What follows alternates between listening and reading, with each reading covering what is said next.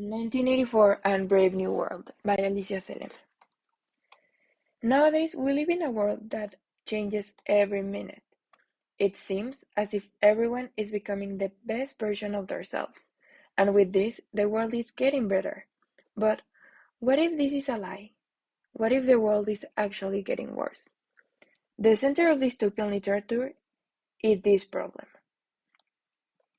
For those who don't know, the dystopia is a literary device and genre used by writers to present a vision of the future that challenges readers to reflect on the current social and political environments in which they live.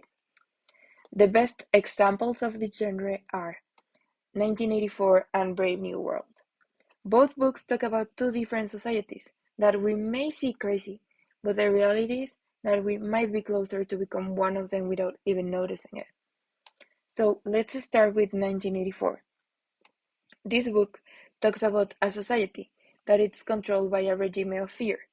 In this world, they control people by intimidating them and by telling them that if they go against the rules, they'll be punished. This may sound crazy, but if we compare it to the real world, it won't be. We just need to go back in time, to the Nazis or the Soviet Union, or just look in the present, to North Korea. They may not have a TV on each home, like spying on their citizens, but they are not far from that. Maybe in 10 years' time, North Korea will be the new 1984. On the other hand, we got Brave New World, which is a society controlled by drugs and sex, and their ultimate goal is to be happy. In this world, they don't like to be preoccupied by anything, and if they are, they just take a happy pill to fix it. This might sound too extreme to just drug yourself whenever you feel like being happy, but for some people it's a reality. And what's worst is that this is becoming a reality. We may not be addicted to any substance, but we are addicted to the internet.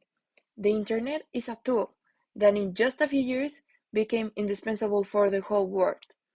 And is just as easy for governments to control it. Nowadays, we spend so much time in it that everything we see, everything we do, has to do something with the internet. So just imagine, if one day the government decides to control us, they can easily take it away from us, or maybe manipulate the content that we see to make us do whatever they want.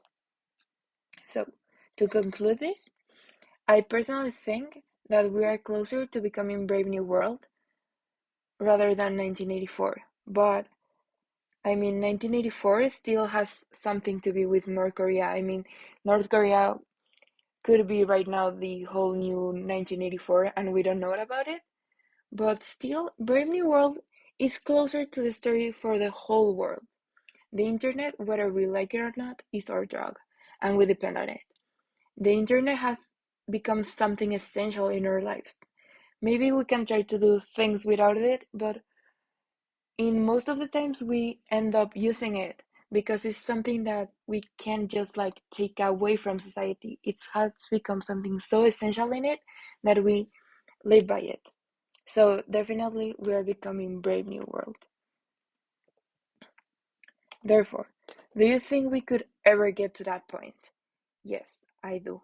Because the reality is that the government will find a way to control us. And this way may be the internet or maybe something new that comes up in the future, but it would be the internet, mostly. Could you imagine us living in a world like that?